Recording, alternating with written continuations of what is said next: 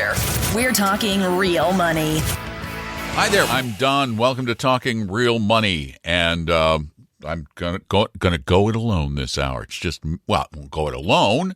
I'm not alone. I have all of you. Thank you for being there. If you have an issue that has something to do with money, particularly investing, because that is our area of absolute expertise, having done it for, a really long time. Whoa, about 40 years? I know.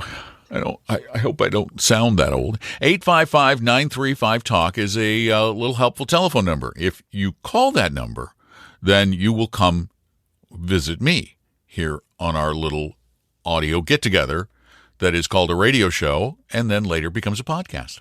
855-935-8255. It's so easy. It really is easy, and it's almost painless.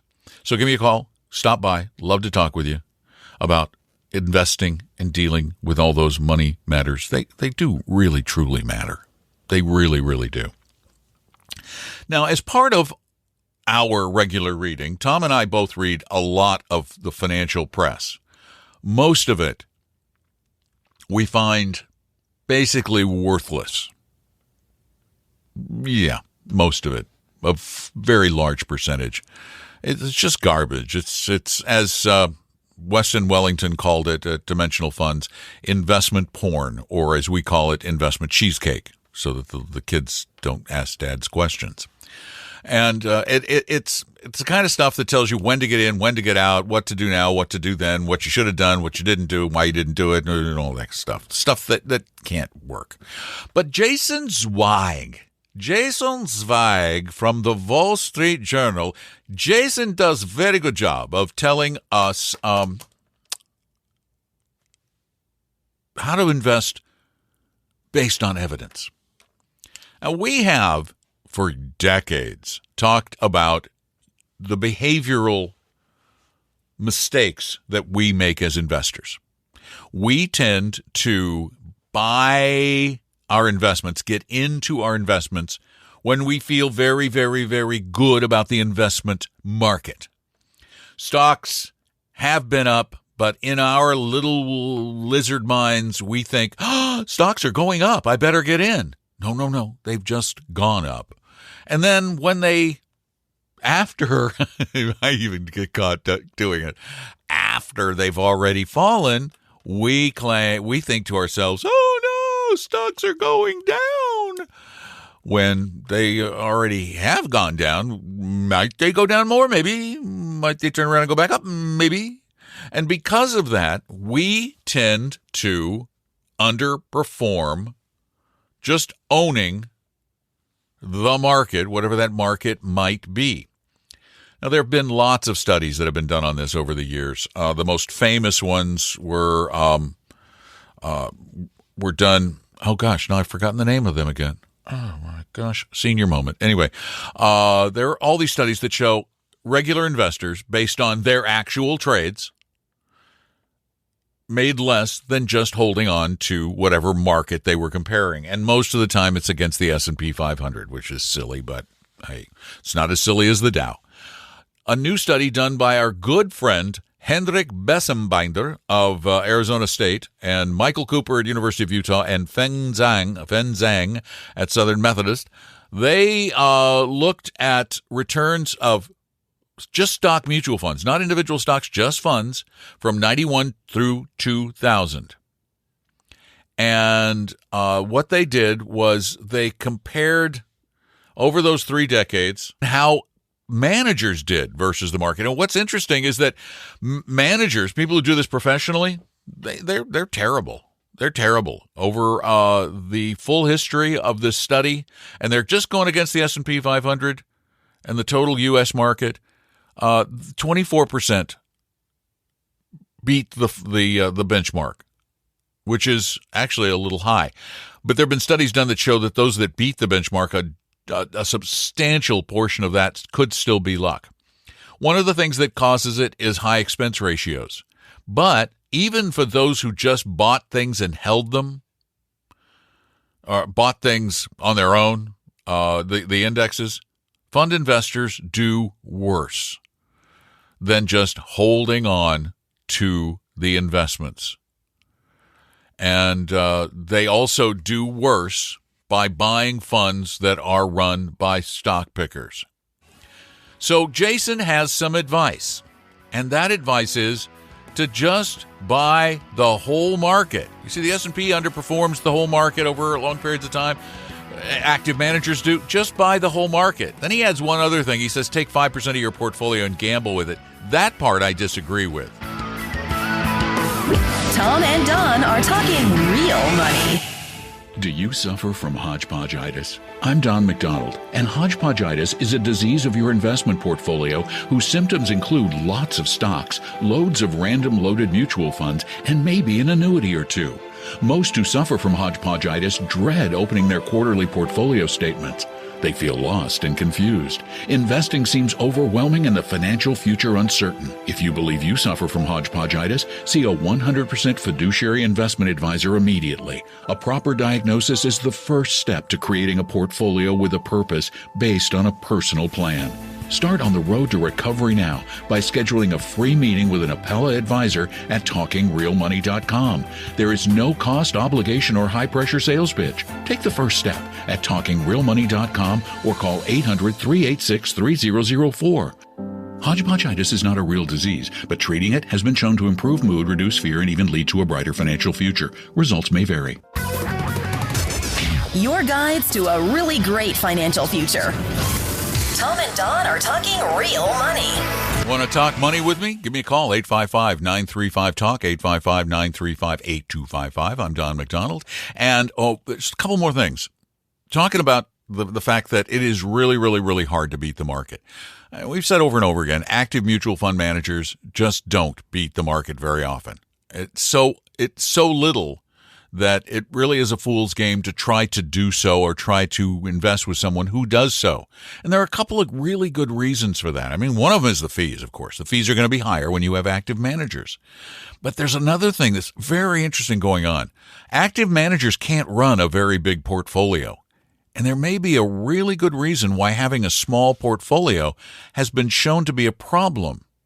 In fact, there have been studies that show that over any period, that mutual funds that hold less than 100 positions, 100 individual stocks,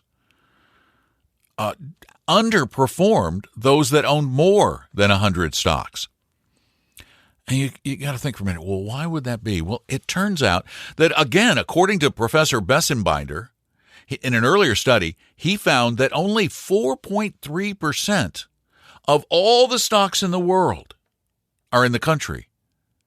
Accounted for all 4.3%. Remember, 4% of the stocks accounted for all the gains in the U.S. market between 1926 and 2016.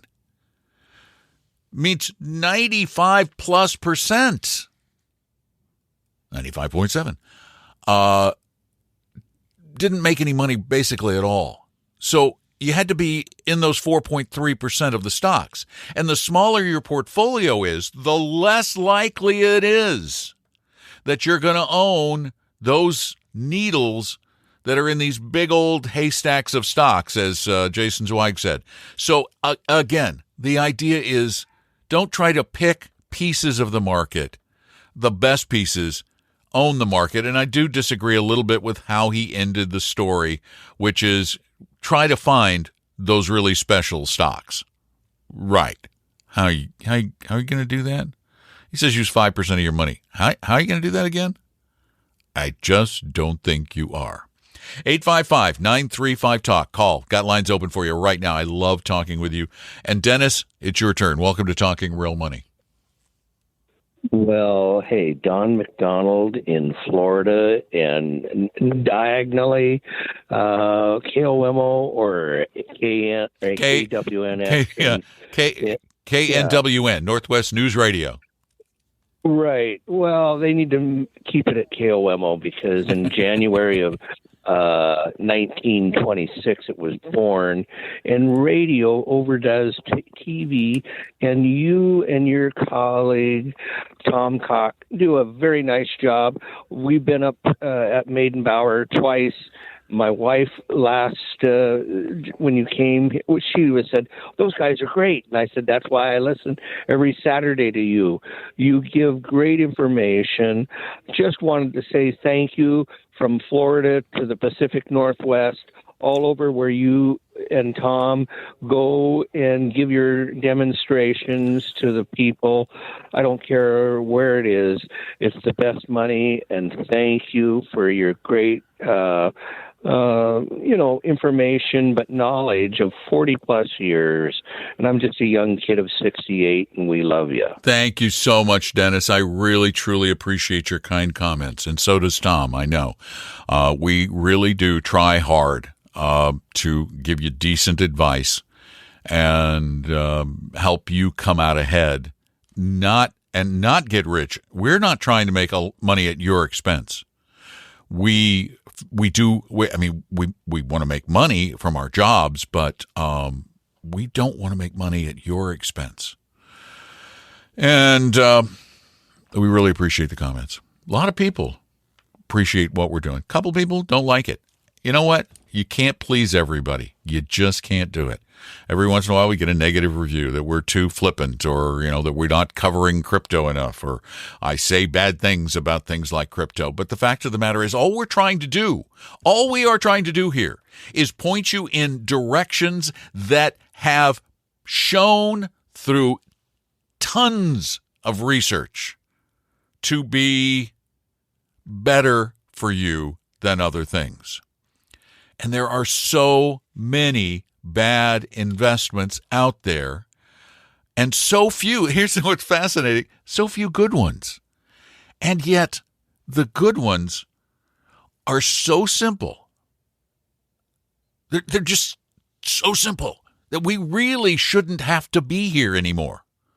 We really should have put ourselves out of business a long time ago, but for human nature. What we were talking about with this article is the ongoing desire and actual belief that we know more than we can possibly know, because we trust feelings, intuition, and we fool ourselves into believing that we know these things. It's just our nature. Because what we do is we tend to, when we are, our heads, your head, you've been in it, you've lived there for a while. Eventually you're going to have to give it up, but you got it for a while. Living in there, you think, oh, I bet that's going to happen. Or you watch a show and you go, oh, yeah, they're going to do that to those guys. And you go, see, told you, got it right. You start to think, maybe I know things. Maybe I am smarter than everybody else, and I know things. Like bank stocks, they're way down. I'm just going to buy bank stocks because I know they're going to come back up. You don't know anything. It's so funny. A couple of years ago, I don't remember anyone saying that all of the big tech companies were going to lead the market down. No, as a matter of fact, everybody was loading up on all the big tech companies because I'm going to speak this wrong. Everybody was buying into the big tech companies because they were going up. They're going up. They're going to go up. You see how it becomes, it goes from what it should be, they've gone up, to they're going up, to they're going to go up, to they're going to keep going up forever, to, oh, oops, they went down. Oh, but they'll go back up, to, oh, they went down again. Oh, they'll go back up. Oh, they went down again. Oh, they'll go back up. Oh, they went down a lot. I'm getting out. This is what we do. This is why we can't beat the market, because we don't know what we don't know, and we don't know what we don't know. What is wrong with us? We literally don't know that we don't know. And yet, we want to be the smartest person in the room, so we convince ourselves. Or here's the other one you do. You look for the person you think is going to be able to give you the information to put you ahead of everybody else, and you go to them and try to pump them for information. And the problem is people love that attention and reinforcement. And so a lot of people are going to tell you the things you want to hear because you want to hear them. Give me a call. I'm Don. 855-935-TALK is my phone number. 855-935-8255. Tom and Don are talking real money. For your real life and real future, Tom and Don are talking real money. 855-935-TALK. 855-935-8255. Give me a call. Lines are open. Love to talk with you. And we can talk about almost anything as long as it has something to do with money. Like this. I mentioned crypto, that I don't say nice things about crypto. And it's for a number of reasons. And I'm not going to get into some of the reasons why it doesn't make sense to buy or sell crypto. I wanted to mention this, and I'd forgotten about it for about a week. There was a terrific article in the New York Times on April 11th. It was updated on April 11th. And it was a really detailed study of cryptocurrency mining. And they looked at 34 different cryptocurrency mining operations around the country. And it is such an interesting piece. They found that each one of these mines, you understand how they mine crypto? Let me explain it to you real quick. A computer is constantly trying to break a code, a numeric complex code. And it can take just hours of computer time and big computers. And one thing computers do is, because you've got, when all those little chips in there, they're like miles of wiring. And so the electricity runs through all this wiring, doing all these calculations. And when you run electricity through wire, it gets really hot. So it creates a lot of heat, but it also uses a lot of energy. A lot of that energy goes to heat. A lot of it goes to the computing. But anyway, these 34 operations, each crypto mine uses 30,000 times as much power as an average home in America. In aggregate, these 34 mines, crypto mines, which are just big warehouses full of computers, they consume 39,000 megawatts of electricity. Now, that's hard to put in perspective because we don't know what a megawatt really is. Well, it turns out that's the same amount of energy as 3 million houses that surround these 34 Bitcoin mines. That is an incredible amount of money and electricity. And, I mean, if you're worried about the environment, should you own crypto if you're worried about the environment? That seems to me like an awful lot of energy being expended for nothing, for literally nothing. Because what happens is after they break this code, after many hours of working on it, it's the algorithm spits out a coin. It makes a coin. There you go. You get a coin. This is to me, this is like a travesty that we would have a currency that creates all of these problems and provides nothing of value in return. Not a thing of value. What does it provide of value to you, the regular person? If you're an owner of crypto, maybe it's going to deliver me future gains. Well, maybe not. If you're a regular person who doesn't own crypto, what does it do for you? If you are a person who owns a little crypto, what can you do with it? Yeah, I know it's still nothing. I don't care. Yeah, maybe you can find it. No, it's basically nothing. It just serves no useful purpose, and yet it's so detrimental. It's so destructive. It's costing billions of dollars. By the way, you know who's picking up a lot of this tab? It turns out because of the way a lot of these utilities are structured, particularly in Texas, that the Bitcoin mines, they can shut off when demand is really high for power. It's easy to shut them down. It doesn't cost, just they lose a little Bitcoin mining. They can shut down, and the utility companies jack up the rates for their customers like you and kick back money to the mines. And this amounts to billions of dollars that get kicked back to the crypto mines that are making that money, and they're also making money from mining crypto. This is a silly system. Tom and Don are talking real money.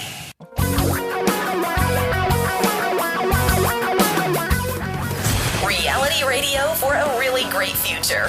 We're talking real money. Hi there, I'm Don McDonald. Tom's on a 1-hour vacation, sunning out on the deck. I have no idea what he's doing. I doubt it's even sunny. He just got back from sunning in Arizona. He did all his sunning there. I'm Don. Give me a call, 855-935-8255. It's really free. It's really easy, and it really is helpful. It's at least to have someone to bounce an idea off of or to keep you from doing something you shouldn't. You know, it could save you a lot of money and a lot of grief and improve your life. And Sam, you're up. Welcome to Talking Real Money. Well, I'm hoping you could save me a lot of money. All right. I just sold a rental home. It hasn't closed yet, but I'm looking at a substantial amount. If there's any options on okay, trust, doing investments, So one of the help. One of the problems I'm going to have to ask you. So I'm going to fill in the blanks because your phone cut out a couple of times. It's one of the problems with the great technology. Phone calls can be awful. I assume you said you have a large capital gain. Is that correct? Yes. And you're going to have to pay taxes on that large capital gain. And is there any way to get the heck out of that capital gain? I don't know. No. That's your question to me, I'm assuming. I'm restating the question because bits of it were lost in translation. Oh gosh, sorry, yes. Yeah, there really aren't any great solutions. Now, the first solution, of course, do you have someone who helps you prepare your taxes? Yes. Good, because there are all kinds of Yes, things that can adjust your cost basis to reduce your taxable gain. And a good accountant is going to help you find all of those possibilities. Work you've done, things, although I don't know how you've accounted for it, but that's the one thing you can do to help a little bit. But still, you're going to have a profit on which you're going to have to pay taxes. And the only way to get out of that is by what is called a like-kind exchange, where you buy another piece of property. Actually, I'm not able to do that because I need the cash money to continue construction on the new home. Oh, right. All right, then you have no choices. Nothing. Literally not a thing. Except to bite the bullet and pay the taxes. You bite the bullet, you pay the taxes. Okay. And we seem to forget. We get so caught up in the fact that, oh, look at all this money I'm getting, and I got to give some to the government. The fact of the matter is, look at all the money you're getting. Even if you do give some to the government, you're still better off than you were. Right? All right. I'm sorry. I wish I had a trick, but I got to tell you, I sold a property a couple of years ago, and yes, the government got a share, and I just I reluctantly paid them their share, but I paid it. Okay. Good luck, sir. Thanks anyway. You're very welcome. Thanks for calling. Take care. Again, our number, 855-935-TALK, 855-935-8255. I guess you could alleviate the pain somewhat if you're not contributing. You've got earned income and you're not contributing to a Roth IRA or to an IRA. You could use a regular taxable IRA maybe, but it's just a little trimming around the edges that isn't going to make a big difference in a big gain. And The only good thing about a big gain is that word gain. It's a gain. You made money. And we all know going into gains, we know the rules.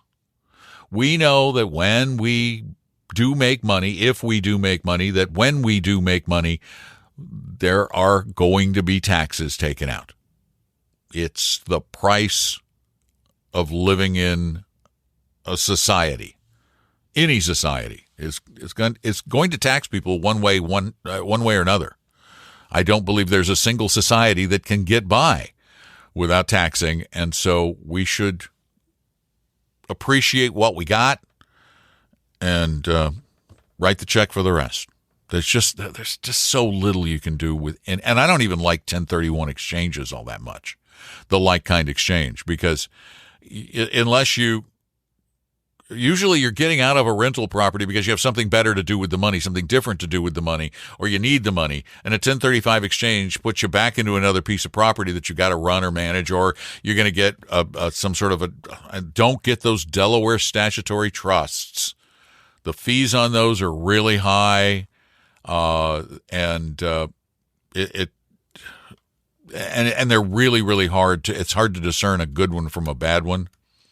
And there again, you're going to have your money tied up. So pay the taxes. Take the hit. It's okay.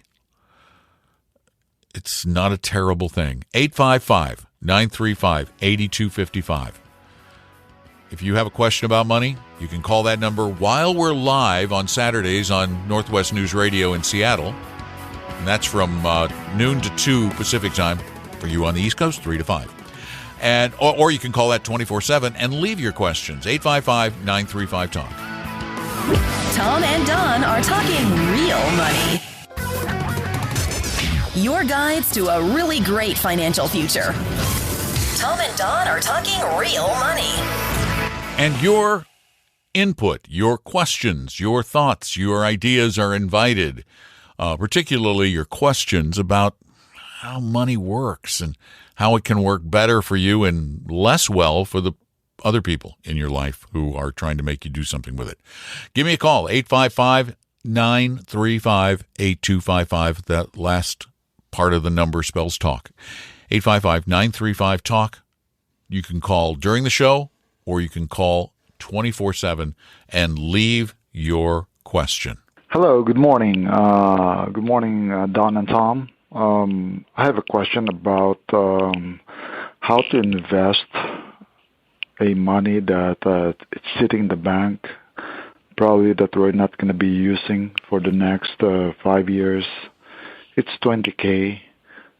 Part of that $20K, half of it was the withdrawal we made on our Roth IRA last year because me and my wife exceeded the income limit, so we have to take that one out. So we have $20K again sitting, and we would like to invest this one. That we can put it, stay there for 5 years without touching it. So I need your advice. By the way, we have a mortgage on our second home. It's $240 at 3% interest rate, and then we don't have any debt. I have a child in college, fully paid college tuition through the state college plan. And then what else? We are contributing over 15% of our income, me and my wife, to our employee 401, 457, 403B, and Roth 401. So, yeah, just need your advice. I heard that put it in a mutual fund, but I need an answer from you, advice from you before we do that one. Thanks again. Bye. All right. A lot of information. That's really helpful, that kind of information, because it tells me some things. You said you have the $20,000 to invest for about 5 years, but it actually sounds to me like at least a portion of that it was earmarked to be invested for longer than 5 years, since it originally went into a Roth IRA, which rarely is just a 5-year investment. It's usually a decades or more. I don't know how old you are, so I don't know when you're going to start taking it out, but 5 years, it seems to be a really standard response for people. Well, 5 years. Well, but why? What might happen in 5 years that would require that money? Is there a purpose you see coming down the road? If there is, then that portion of the money that you need for sure within 5 years can't be invested as aggressively as the monies that are there for retirement and maybe toward the end of retirement, because I'm such a good saver and investor, which you are, by the way. You know that. You're doing incredibly well. By the way, do not pay off that 3% mortgage. Just keep paying on that. Yeah, it would go into a mutual fund. It would probably, I would probably suggest ETFs. If the whole $20,000 can go long term, then I can give you a really interesting portfolio for that might make you a lot of money, but you're going to have to be really flexible with it. And it's simple. It's really simple. However, what I would prefer you do is go take the risk quiz at talkingrealmoney.com. Find out what your risk tolerance is. Then answer this question: when might I really need it? And can I be flexible on that date? And write it out. Should that just be a bad time to take it out? And if that's the case, then very simply, just so simply, I would probably use VT, which is the Vanguard Total World Stock Index, for my equity portion, and BND, which is the Vanguard Total Bond Index, for the bond portion. And I would mix that portfolio up depending on the risk quiz score. So it would be anywhere from maybe 50-50 to 80-20, 80% in stocks. I don't know. Depends on what that risk quiz tells you. And invest as aggressively as you can, but not more aggressively than you need. That's another thing. If this money is not going to change your lifestyle much, you don't have to be too aggressive if you've got a lot of other monies elsewhere. So the answer is always, it depends when you ask that kind of question. And this, again, illustrates why so many people at a certain point in life need some sort of a financial plan, even if it's just a one-off plan. You don't necessarily need ongoing advice, although we find that helps. It's not us. Vanguard found that helped. Others have too. So the right answer is elusive. The right answers are keep it simple and gear it toward the things you can stand, toward your risk tolerance, your ability and need to take risk, in other words. Thank you so much for calling 855-935-TALK, 855-935-8255, and leaving questions. And here's one. I'm clicking on this one for the first time. Ready? I don't know what's going to be here. Hello. I have two questions. The first is about 20 years ago, I created an LLC so I could do a side job, tech job, and made a lot of money. In addition to that, I moved all my stocks and bonds into that LLC as the ownership and my father's address in Florida.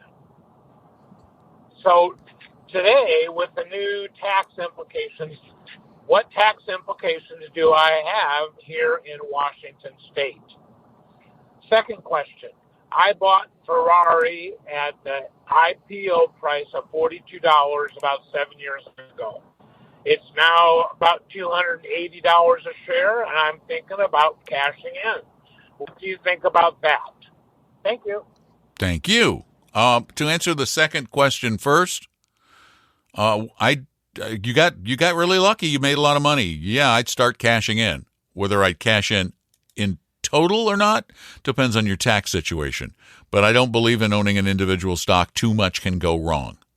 And with a car company, tons can go wrong. So I would probably begin the process of unloading that. Tax benefits. I don't know Washington state tax law and its effect on an LLC.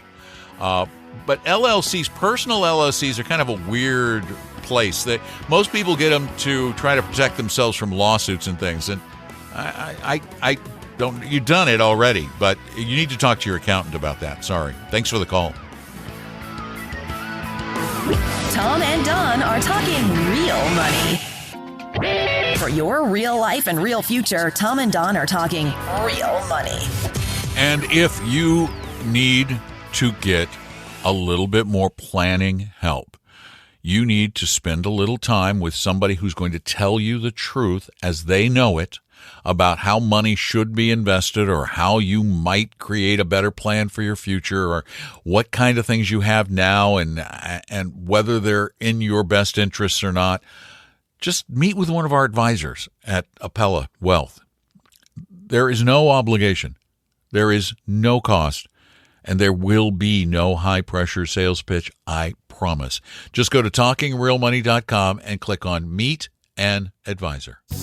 We hope you realize that the information provided on Talking Real Money is for informational, educational, and hopefully enjoyable purposes only. Providing personalized financial planning or investing advice takes time, so please consult with a really good fee-only fiduciary investment, tax, or legal advisor. We know a good one. Investing must always involve risk. In other words, you can and probably will lose money at times. Also, as much as you want it, no one can accurately and consistently predict the future, so past performance doesn't tell you a darn thing about what the future will bring. Unlike many other programs that say something similar, Talking Real Money is not trying to get you to buy or sell any financial products or securities. Instead, the program is provided as a public service by Appella Capital, a fee-only registered investment advisor. Thanks for listening, and please visit TalkingRealMoney.com for more information and disclosures. To keep the lawyers happy.